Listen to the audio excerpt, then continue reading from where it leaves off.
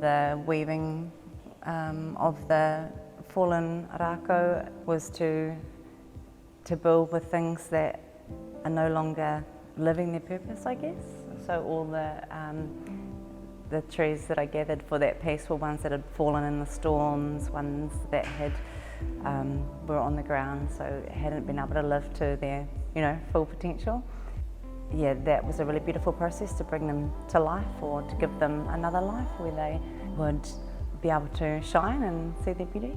We're all kaitiaki, and I think my understanding of kaitiakitanga from my own wisdom seeking and looking for knowledge is that kaitiakitanga is about bringing forth and upholding the indescribable light that exists within all of us. So if you are the kaitiaki, how do you do that? How do you bring forth and honour and uphold that indescribable light of all living and non-living things? And in the why space, I think, and this exhibition reflects that really beautifully, is that standing in my own light is that really difficult journey sometimes to reclaim that light when it's been so oppressed by others.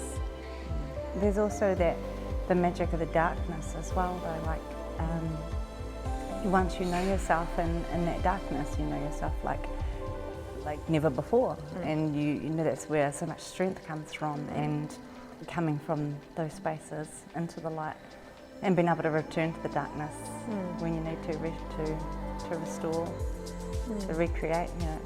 It's a space of potential. I guess something that you might recognise or see in the works is that they both represent like a womb space, which is also, when you're thinking of spaces of darkness to light and travel, the passage and the space of ultimate potential and the space of creation. And a lot of our creativity is formed in that space for us as wahine. So to have those shapes come through, I think speaks a lot as well.